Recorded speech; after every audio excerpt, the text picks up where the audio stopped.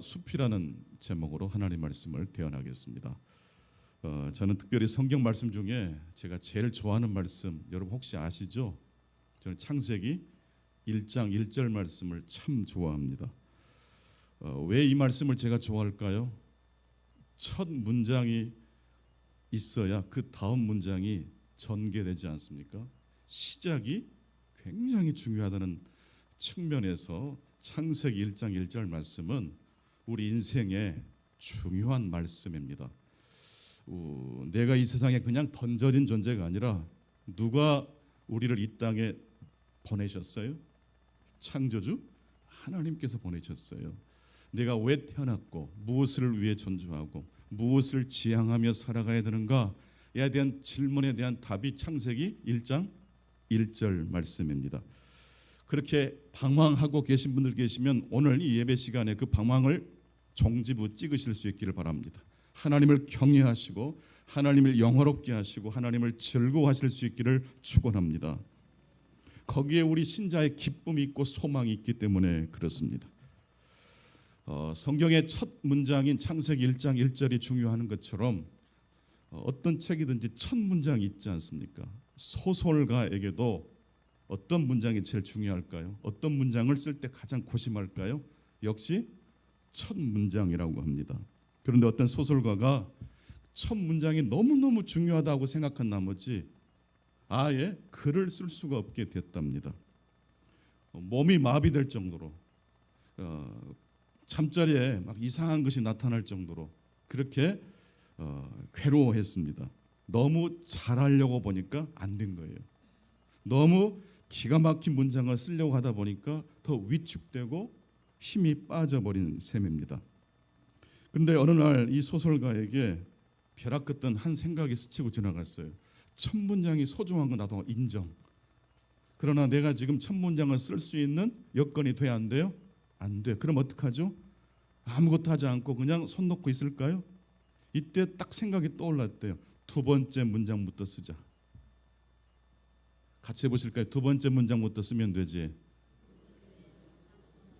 첫 번째 문장이 너무 소중하니까 너무 잘하다 보니까 아무것도 못했잖아요. 일단 내려놓고 몇 번째 문장부터 쓰면 돼요? 두 번째 문장부터 쓰면 돼요. 베르베르라는 소설가가 그런 말을 했다고 하지 않습니까? 백지는 신도 고칠 수 없다. 아무것도 쓰지 않으면 아무것도 고칠 수 없어요. 뭐라도 써야 돼요. 그러니까 우리 어른들이 우리 자녀들에게 틀리면 안 돼, 실수하면 안 돼, 잘해야 돼라는 말보다는 실수해도 돼. 왜 실수했는지를 알게 되면 발전하게 된단다. 괜찮아. 오늘 또 넘어진 그 자리에서 하나님이 깨닫게 해주신 통찰이 있을 거야. 그렇다면 하나님께서는 창세기 1장 1절 말씀 전에는 무엇을 하셨을까요? 엉뚱한 생각, 엉뚱한 상상을 제가 하게 됐습니다.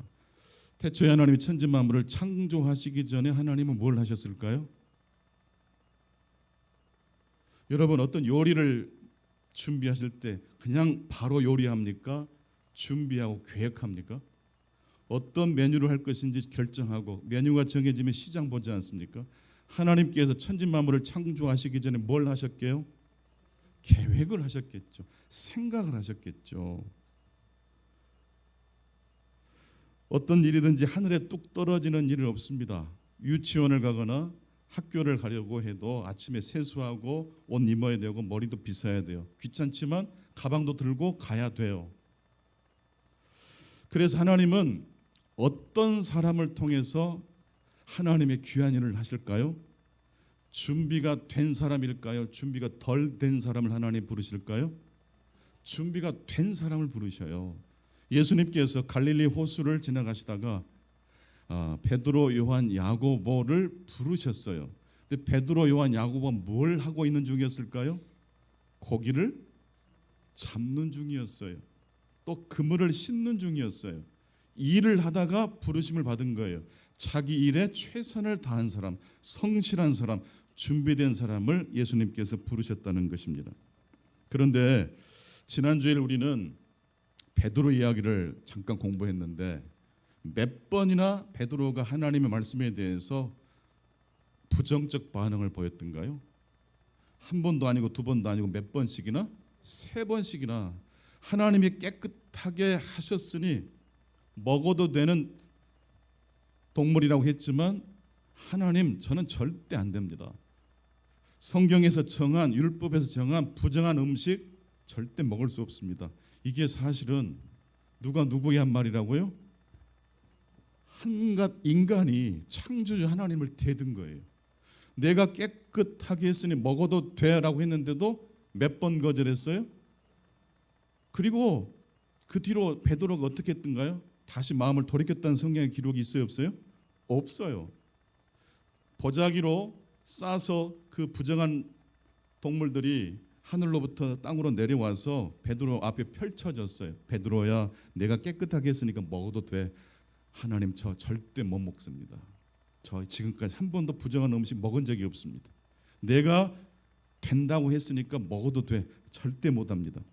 그리고 끝까지 거절하니까 이 보자기로 싼 그 동물들이 어떻게 됐어요? 다시 하늘로 올라갔어요. 그런데 하나님은 준비가 덜 된, 이방인을 만날 준비가 덜 된 그 베드로를 부르셔서 고넬료의 가정에 그리스도의 복음을 증거하게 하셨습니다. 자, 하나님은 어떤 사람을 부르셔서 일하셔요?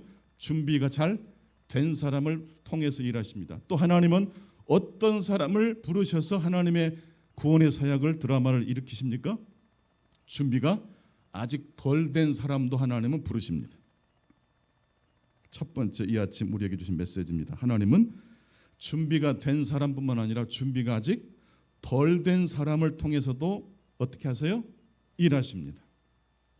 사도행전 오늘 본문 11장 1절로 10절 말씀을 보게 되면 사도행전 10장에서 있었던 베드로가 고넬료 가정에 가서, 이방인 가정에 가서 그리스도의 복음을 증거했고 성령이 임했고 그런 놀라운 은총의 경험을 한 다음에 예루살렘 교회로 다시 돌아온 장면이 오늘 본문이에요. 이미 베드로의 사역이 예루살렘 교회 성도들에게 다 소문이 나버렸어요. 유대인으로서 이방인과 함께 먹고 마셨다. 이걸 트집을 잡는 겁니다. 아직까지 유대인들 중에 그리스도인이 된 사람들은 옛날 습성과 문화를 다 떨쳐버리지를 못했던 겁니다. 유대인이었을 때 지켰던 그 관습, 그 문화를 그리스도의 복음보다 더 앞세웠던 것입니다. 이방인들하고는 상종하면 안 되거든요. 이방인들이 먹는 음식을 먹으면 안 되거든요. 근데 베드로가 고넬료의 가정에 가서 복음을 증거했을 뿐만 아니라 그들과 함께 뭘 했다고요? 먹고 마셨어요. 그래서 예루살렘 교회 성도들이 벼르고 있었어요. 베드로가 도착하자 막 트집을 잡고 비난을 하고 비판을 했던 것입니다. 자, 그 비난을 받으면서 베드로가 뭐라고 말합니까? 4절부터 한번 보십시다. 사도행전 11장 4절부터 우리 읽겠습니다. 시작. 베드로가 그들에게 이 일을 차례로 설명하여, 여기 보면 차례로 설명했다 그랬어요. 차근차근 흥분하지 않고 설명했다는 뜻이에요. 5절 시작. 이르되 내가 요빠시에서 기도할 때에 황홀한 중에 환상을 보니 큰 보자기 같은 그릇이 내 귀에 메어 하늘로부터 내리어 내 앞에까지 드리워지거늘 이것을 주목하여 보니 땅에 네 발 가진 것과 들짐승과 기는 것과 공중에 나는 것들이 보이더라. 또 들으니 소리 있어 내게 이르되 베드로야 일어나 잡아먹으라 하거늘 내가 이르되 주님 그럴 수 없나이다. 속되거나 깨끗하지 않은 것은 결코 내 입에 들어간 일이 없나이다 하니 9절 또 하늘로부터 두 번째 소리가 있어 내게 이르되 하나님이 깨끗하게 하신 것을 내가 속되다고 하지 말라 하더라. 10절 이런 일이 3번 있은 후에 모든 것이 다시 하늘로 끌려 올라가더라. 3번씩이나 베드로는 하나님 말씀에 불순종했어요. 반항했어요. 그리고 보자기는 하늘로 올라가 버렸어요. 그런데 그 사건 이후에 하나님의 누구를 부르셨어요? 베드로를 부르셔서 고넬료 가정에 가게 하셨어요. 이 환상을 이제 체험하고 있었을 때 고넬료가 보낸 3명이 요빠에 베드로가 머물고 있었던 숙소에 도착합니다. 그리고 주인의 이야기를 전해주는 거죠. 이때 성령께서 베드로에게 감동하셔요. 의심하지 말고 그들과 함께 가라. 의심하지 말고 이방인들과 함께 고넬료 가정에 가서 내가 네 입에 넣어줄 하나님 말씀을 증거해라. 두려워하지 말아라. 이방인들을 그 경계로 넘어가는 걸 두려워하지 말아라. 네가 유대인이지만 그 유대인으로서 이방인을 만나는 걸 절대 두려워하거나 그것을 불순종이라고 생각하지 말아라. 사도행전 11장 12절입니다. 성령이 내게 명하사 아무 의심 말고 함께 가라 하시며 이 6 형제도 나와 함께 가서 그 사람 집에 들어가니. 아무 의심하지 말고 함께 가라. 오늘 이 아침 두 번째 우리에게 주신 하나님의 말씀입니다. 하나님은 준비 안 된 베드로에게 의심하지 말고 함께 가라고 말씀하셨습니다.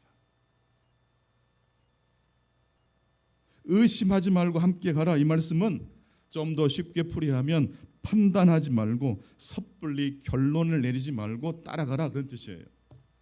고정관념을 뛰어넘어라 라는 말씀이에요. 이방인이니까 유대인이 상종하면 안 되는데 그런 생각을 일단 내려놔라 그런 뜻이에요.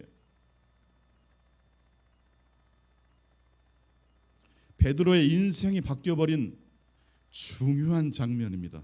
유대인으로서 그리스도인이 된 베드로가 이제 유대를 지경을 뛰어넘어 이방인에게로 나아가게 된 사건입니다. 그런데 베드로가 그때 준비가 덜 된 상태였다는 것이 오늘 본문의 핵심 메시지였고, 덜 준비된 베드로에게 하나님께서 뭐라고 강력하게 고민하셨습니까? 의심하지 말고 함께 가라. 판단하지 말고 속단하지 말고 따라가라 라는 거예요. 여러분, 가을하면 떠오르는 문장이 있죠. 가을은 무슨 계절이라 그래요? 독서의 계절이라고 그러죠. 근데 왜 가을이 독서의 계절이 됐을까요? 책을 판매하는 서점 주인들에게 물었답니다. 책이 언제 안 팔립니까? 어떤 계절에? 가을이랍니다. 단풍 구경 가야죠. 뭐 책 보고 있어요. 이렇게 계절도 좋은 계절에. 원래 가을은 독서의 계절이 아니었어요. 너무 책이 안 팔리니까 독서의 계절이라고 캠페인을 했던 겁니다. 그러니까 즉 가을은 독서의 계절이 된 것은요, 그 출발 지점에 책을 원래도 안 읽지만 특히 어떤 계절에는 더더욱 안 읽어요? 가을에는 안 읽는 우리나라 대한민국 사람들을 보면서 그냥 포기하거나 낙심하지 않고 이것을 반전시킬 계획을 세운 거예요. 어차피 가을은 책 안 팔려. 다 산으로 들러 놀러가. 고정관념에 속단하지 않고 빠지지 않고 그래 해보지 뭐. 가을은 독서의 계절이라고 캠페인 해보지. 그래서 그것이 한 번, 두 번 먹히더니 이제는 가을하면 우리도 모르게 책을 안 읽어도 떠오르는 문장, 독서의 계절이 돼버리고 말았습니다. 노자의 도덕경 첫 문장에 이런 문장이 나옵니다. 도가도 비상도. 도를 도라고 말하면 더 이상 도가 아니다. 어려운 말씀 같아 보이지만 방금 제가 했던 설교와 계속 연결되는 이야기입니다. 이것을 어떤 이름으로 지어서 볼펜을 볼펜이라고, 나무를 나무라고, 숲을 숲이라고, 왼쪽을 왼쪽이라고, 오른쪽을 오른쪽이라고, 자동차를 자동차라고 이름을 지어주지 않습니까? 그런데 여러분, 그 이름이 정확히 그 이름이 가리키는 그 존재, 그 물건을 완벽하게 표현할 수 있습니까? 저 사람은 여자입니다. 저 사람은 남자입니다. 이 단어가 그 사람을 다 설명할 수 있나요? 어린아이에게 우리가 말을 막 배우기 시작한 어린아이가 부모님께 아주 귀찮을 정도로 눈만 뜨면 하는 행동이 있어요. 아이가 엄마 이게 뭐예요? 아빠 이게 뭐예요? 그러면 아빠 엄마는 이건 컵이다, 이건 식탁이다, 이건 의자다, 이건 공이다, 책이다 라고 말해주면 그 아이는 거지것대로 끄떡끄떡하고 끝납니까? 왜 책이에요? 왜 컵이에요? 왜 이 아이에게는 우리가 이름을 가르쳐줘도 이해를 못할까요? 우리 어른의 머릿속에는 그 단어가 이름이 들어있지만 이 아이 속에는 아직 그 단어가 있어요, 없어요? 없어요. 고정관념이 없어요. 그런데 어른들이, 할아버지 할머니들이 손주들과 놀다가 자기도 모르게 깨닫게 돼요. 아이의 그 시선으로 세상을 바라보게 되면 내가 알고 있는 것이 진짜 다 알고 있는 것이 아니라 내가 살짝 알면서도 다 아는 것처럼 표현하고 있다는 걸 뒤늦게 알게 돼요. 그래서 아이랑 노는 것이 처음에는 귀찮다가 점점 매료가 돼요. 재밌어요. 그 아이의 시선으로 다시 세상을 사는 것 같은 느낌이 들어요. 저희 교회도 할아버지 할머니 되신 분들이 손주 손녀 자랑하실 때 저는 무조건 공감해 드립니다. 제가 그 마음을 알거든요. 얼마나 행복하실까, 얼마나 좋으실까. 이 세상에 모든 것들에는 이름이 있습니다. 하지만 우리가 이름을 지었지만 그 이름이 그 물체를, 그 존재를 다 설명하지는 못합니다. 여러분의 남편과 아내를 다 아십니까? 여러분의 자녀를 다 아십니까? 좀 더 나아가서 여러분은 여러분 자신을 아십니까? 내가 어떤 존재인지. 하나님이 내게 이 세상에 나를 보내시면서 나의 삶 속에 어떤 은사와 탤런트를 주셨는지 여러분 아십니까? 우리가 볼 때 행복해 보이는 가정이 있다고 하십시다. 진짜 행복만 있을까요? C.S. 루이스가 늘 행복한 가정을 보면서 투덜거렸던 한 여성에게 편지를 썼어요. 행복해 보이는 것처럼 보일 뿐이지 모든 가정에는 행복만 있는 게 아니다. 멀리서 보니까 행복해 보일 뿐이다. 행복의 비밀을 가르쳐주는 글을 써줬어요. 그 내용이 이런 내용입니다. 평범한 가정이란 그저 우리가 잘 모르는 가정에나 붙이는 말인 것 같습니다. 블루 마운틴이란, 행복한 가정이란 16km 떨어져 있을 때나 그렇게 보일 뿐입니다. 오늘 또 예배 시간에 이제 예배를 잘 들으시고 이제 나가실 때 서로 인사하시잖아요. 옷도 제일 좋은 옷 입으시고 오늘 뭐 화장도 하시고 아름답게 꾸미고 오셨잖아요. 근데 그분의 모습이 다일까요, 그게? 웃고 있지만 울고 있는 분들도 계셔요. 근심과 걱정에 기도 제목이 있지만 하나님의 은혜 가운데 찬양하는 분들도 계십니다. 그래서 우리는 안다는 생각을 내려놓아야 합니다. 하나님은 준비된 사람을 통해서 일하실 뿐만 아니라 준비 안 된 베드로를 통해서 일하셨나요? 그렇죠. 벌써 고정관념이 깨지지 않습니까? 여러분 자녀를 볼 때 준비 안 된 것 때문에 이 아이가 아직 연결지 못하고 뭔가 못했다라고 판단하지 마세요. 준비 안 된 사람도 누가 콜링하실 수 있어요? 하나님 부르실 수 있어요. 물론 예배 시간에 준비를 잘하고 예배를 드리시는 분들이 은혜를 받는 확률이 높아요. 하지만 헐레벌떡 오신 신자들도 은혜 받게 되시기를 축원합니다. 축도가 끝나기 전에 오신 분들이 혹시 계시다면 그분들에게 하나님의 은총이 함께 하시기를 축복합니다. 아무 의심하지 말고 함께 가라. 판단하지 말고 섣불리 결론을 내지 말고 하나님과 함께 시작해라. 그렇다면 이제 마지막 세 번째, 성경에서 말하는 구원이란 무엇을 이야기할까요? 성경에서 말하는 행복이란 무엇일까요? 성경에서 말하는 우리 인간 존재 이유는 무엇일까요? 무엇을 지향하며 살 때 행복하고 구원이 우리 가정에, 우리 교회에 임할까요? 사도행전 11장 13절로 18절 말씀 보게 되면 이제 베드로 사도가 준비 안 된 채로 고넬료 가정에 가서 도착해서 복음을 증거했더니 성령이 오순절날 임했던 그 성령처럼 임했다 그랬어요.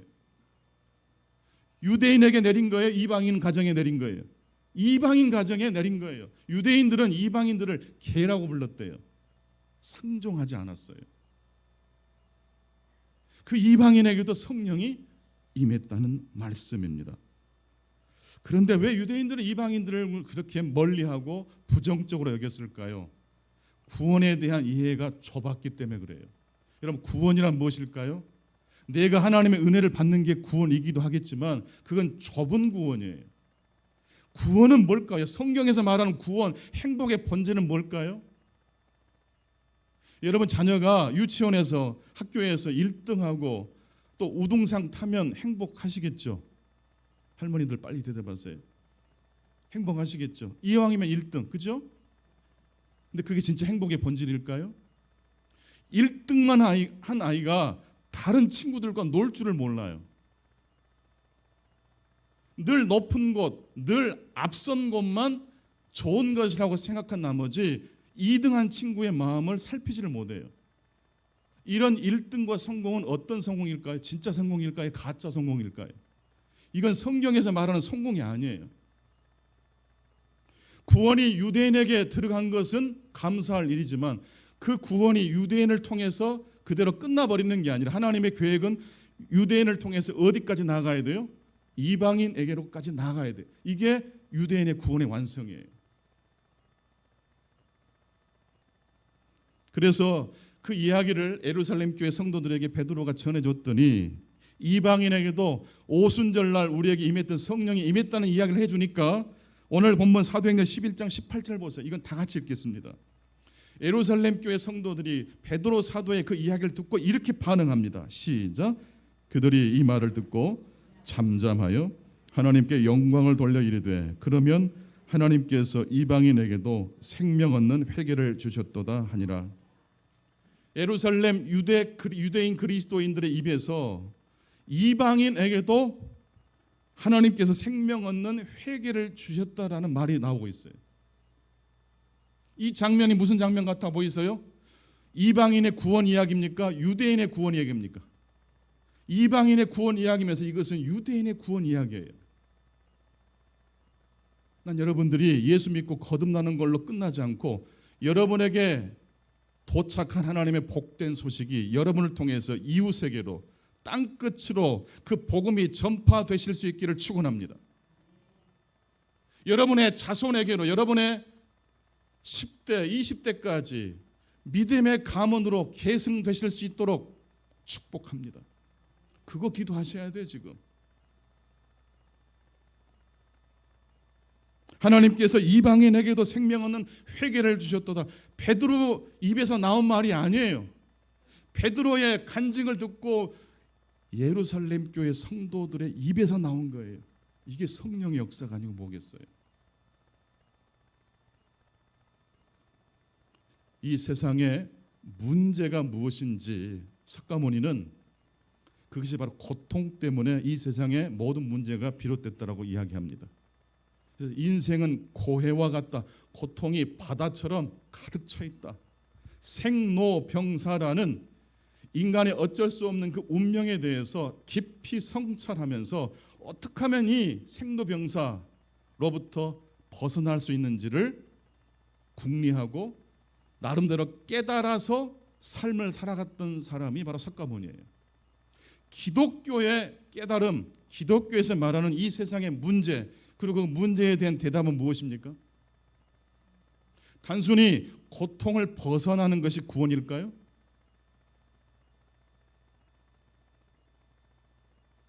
왜 어디에서 우리 인생들이 미끄러지고 문제에 사로잡혀서 스스로 힘으로는 탈출할 수 없게 되었습니까? 이 세상의 문제는 간단하게 말하면 이분법입니다. 이분법에서 모든 문제가 발생합니다. 자, 유대인 옆에 뭐가 있어요? 이방인. 성령의 역사를 체험하기 전에는 유대 그리스도인들이 이방인을 상종했어요? 하지 않았어요? 하지 않았어요. 나만 구원받으면 돼요. 여러분, 있는 게 좋으세요? 없는 게 좋으세요? 이왕이면 돈이 있는 게 좋죠. 건강이 있는 게 좋죠. 남은 내 생명이 많이 남았으면 더 좋겠죠. 그렇죠? 자, 있는 것과 없는 것을 두 개를 나란히 놓고 선택하라면 여러분들은 어떤 걸 선택하시겠어요? 있는 것, 없는 것? 있는 것이죠. 이왕이면 높은 곳 하실래요? 낮은 곳 하실래요? 예? 높은 곳 정직하게 고백해 주셔서 감사합니다. 이왕이면 뒤가 아니라 앞에서 사람들의 스포트라이트를 받는 게 좋지 않겠습니까? 그런데 여러분, 아침만 있고 저녁이 없으면 어떻게 될까요? 저녁만 있고 아침이 오지 않으면 어떻게 될까요? 여러분, 나무가 좋으세요? 숲이 좋으세요? 둘 다 이건 하나예요. 그건 둘 다 하나예요. 나눌 수 없는 거예요. 근데 어느 순간 이걸 나눠버렸어요. 구분지었어요. 둘 중 하나가 더 좋은 것처럼 착각하게 만들었어요. 그렇게 교육시켰고 그렇게 경영했고 그렇게 살았어요. 그랬더니 대한민국 사회가 지금 행복합니까? 신앙생활마저도 경쟁과 다툼과 전쟁처럼 신앙생활을 할 수 있어요. 왜 이웃교회랑 그렇게 경쟁을 해야 되는지 모르겠어요. 저는 경쟁할 마음이 없어요. 저희 동네 가까운 곳에 또 저희 시찰 안에 교회들이 몇 개 있거든요. 그 중에 한 교회가 노인대학을 해요. 그래서 저희 교회는 노인대학을 안 해요. 경쟁 안 하니까. 경쟁하기 싫어요. 저보다 훨씬 그 사역을 잘 하실 분이에요. 당장은 내가 원하는 것을 성취할 때 행복할 것처럼 보이지만 여러분, 행복이 영원히 여러분 곁에 있습니까? 여러분, 있음이 계속 여러분을 보장해 줍니까? 건강이 계속 여러분을 지켜줍니까? 늙고 병들고 하나님 앞에 서야 되지 않습니까? 둘 중 하나가 최고인 것처럼 보이지만 둘 다가 필요합니다. 가끔씩 자녀들이 명절 때 이제 우르르 몰려오잖아요. 너무너무 예뻐요. 할아버지 할머니는 손주들 보면. 근데 하루만 예뻐요. 하룻밤 지나고 나면 빨리 가셔 주셨으면 좋겠지 않습니까? 있는 게 좋지만 없는 것도 대단히 좋은 거예요. 건강한 것이 좋은 거지만 여러분, 계속 건강하게 120살까지 사실래요? 친구들은 다 돌아가셨는데 얼마나 이게 곤란한 일인지 몰라요. 세 번째, 성경에서 말하는 구원이란 싸우지 않는 것입니다. 다 같이 합시다. 성경에서 말하는 구원은 전쟁하지 않는 것이다. 싸우지 않는 것이다. 여러분, 이걸 너무 단순하게 싸우지 않는 것이 구원? 너무 쉽잖아요. 쉽지 않아요. 여러분, 김치 냉장고 하면 떠오르는 회사 있죠. 딤체죠. 그렇죠. 원조는 김치 냉장고 원조는 딤체잖아요. 그런데 LG와 삼성에서도 김치 냉장고의 사업에 뛰어들었어요. 그러니까 원조 김치 냉장고 업체인 딤체에서 위기가 된 거예요.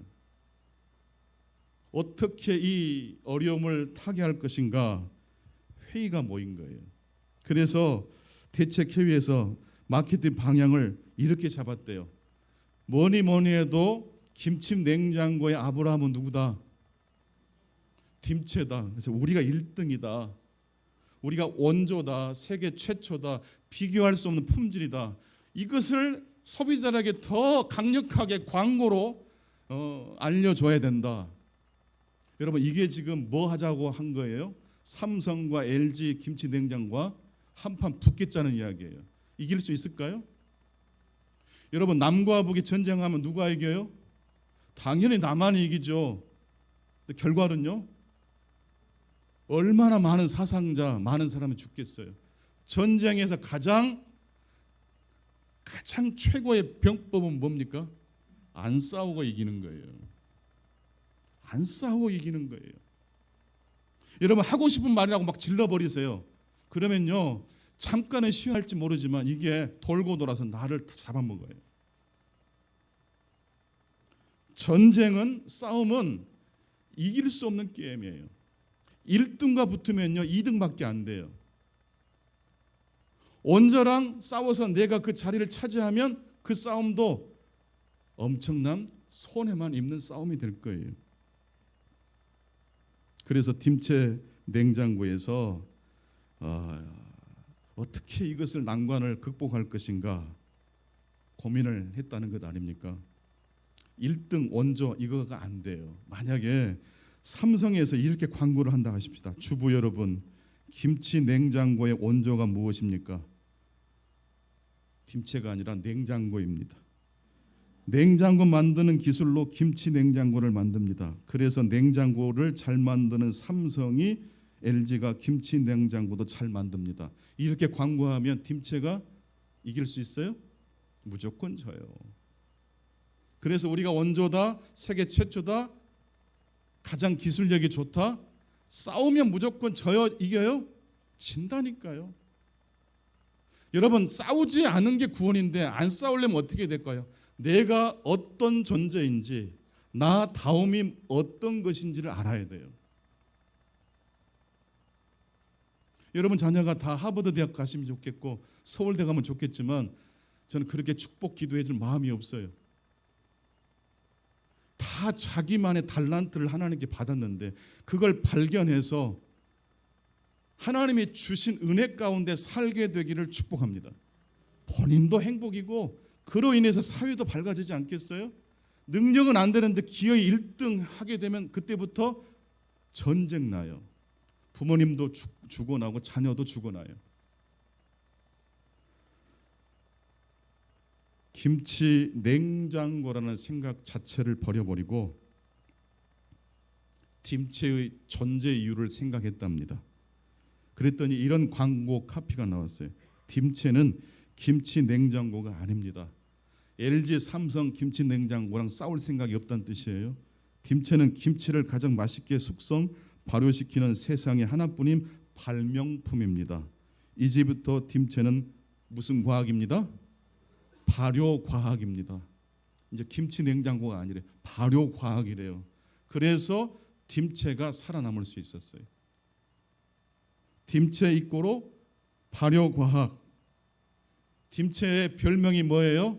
발효 과학이에요. 오늘 베드로는 준비된 상태에서 하나님께 쓰임 받았나요? 준비가 훨씬 덜 됐는데 하나님이 쓰셨죠. 그럴 수 있죠. 이게 베드로의 캐릭터예요. 얼마나 매력이 있어요. 물론 하나님은 성실한 사람도 쓰시게 될 줄로 믿습니다. 이런 사람도 쓰시고 저런 사람도 저렇게 쓰셔요. 다윗이 골리앗을 싸워서 이겼습니까? 이겼나요? 그건 싸움이 아니었어요. 만약 다윗이 골리앗을 대결해서 싸우려고 했다면 칼을 들었겠죠. 근데 다윗은 하나님의 이름을 망명되이 여기는 저 사람을 입을 좀 막고 싶었어요. 그래서 칼을 들고 나간 게 아니라 평상시 자기가 잘하고 있었던 거, 물맷돌을 들고 나갔어요. 다윗은 골리앗을 싸우지 않았어요. 자기가 잘할 수 있는 걸 했어요.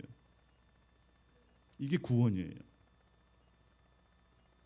세상에 그 어떤 것보다 최고로 아름다운 존재가 되시지 말고 나 다음으로 하나님께 영광 돌리실 수 있기 바랍니다. 누구보다 더 예뻐야지, 더 공부 잘해야지, 쓸데없는 이야기. 그런 이야기가, 그런 이분법이 우리 자녀를 죽여요. 이 사회를 망가뜨려요. 이게 전쟁을 만들어 내는 원인이에요. 창세기 1장 1절부터 31절을 보십시오. 하나님이 천지만물을 창조하신 다음에 보시기에 심히 좋았다 그랬어요. 어떤 게 더 이쁘다고 그런 적 한 번도 없어요. 다 하늘이 있어야 땅이 있고 새가 있고 땅에 기는 짐승들이 다 적절하게 배치되어 있어요. 하만은 하늘을 날 생각을 하지 않아요. 자기 다움을 잘 유지하면 그게 하마의 구원이고 인류의 온 우주의 행복과 구원이 될 줄로 믿습니다. 세 가지로 말씀을 오늘 드렸습니다. 첫 번째, 하나님은 준비된 사람뿐만 아니라 준비가 덜 된 사람도 부르시고 사용하십니다. 뿐만 아니라 하나님은 준비가 덜 된 베드로에게 고정관념을 내려놓고 선입견을 내려놓고 일단 따라가라, 시작하라고 말씀하셨어요. 여러분 다 알고 하세요? 다 알고 하나님 뜻 다 알고 순종하세요? 그런 신앙생활 없어요. 조그마한 힌트, 하나님이 주신 은혜의 조각을 붙잡고 우리가 나아가는 것 아닙니까? 마지막 세 번째, 성경에서 말하는 구원은 무엇입니까? 샬롬이에요. 전쟁이 없는 상태일 뿐만 아니라 그것은 조화롭게 다른 존재와 함께 더불어 살아간다는 의미예요. 여러분, 어떤 존재도 하나님이 이 땅에 의미 없이 이 땅에 내신 것 하나도 없어요. 다 의미가 있어요. 길가에 굴러다니는 돌멩이 하나도 하나님이 만드신 작품인 줄로 믿습니다. 왜 1등해야 돼요? 왜 원조해야 돼요? 왜 특별해야 돼요? 그래서 우리가 우리 자신을 망가뜨리고 있어요. 진짜 산을 지키는 나무는요, 잘생긴 나무가 아니라 못생긴 나무래요. 잘생긴 나무는 다 잘려가지고 목재로 사용돼요. 못생긴 나무가 산을 지켜요. 하나님의 축복이 함께 하시기를 축원합니다. 하나님 아버지 감사합니다. 나의 나됨이 하나님의 은혜임을, 그리고 나를 향한 하나님의 계획을 내가 준비가 될 때도 하나님이 사용하시지만 베드로처럼 아직 하나님의 마음을 다 헤아리지 못할 때도 하나님은 우리를 통해서 역사하시는 하나님이심을 믿습니다. 우리 교회가 우리 교회만을 위해서 존재하지 않기를 원합니다. 선교사님들을 가장 잘 협력할 줄 아는, 그분들과 함께 동역할 줄 아는 교회로 소문나는 교회 되게 해 주시옵소서. 우리 교우들이 우리 교회를 넘어서서 이웃을 내 몸처럼 사랑할 수 있는 그런 구원에까지 나아갈 수 있도록 도와주옵소서. 내 당대의 구원일 뿐만 아니라 내 자손 만대까지 하나님의 빛이 이어져 갈 수 있도록 기도하실 수 있도록 도와주옵소서. 남과 북의 전쟁이 다시 일어나지 않게 도와주시고, 여야의 정치, 그리고 교실에서, 가정에서, 우리가 살아가는 모든 자리에서 우리가 샬롬의 통로가 될 수 있도록 도와주옵소서. 존귀하신 예수 그리스도 이름으로 기도하옵나이다. 아멘. 다 같이 일어나셔서 봉헌하시겠습니다.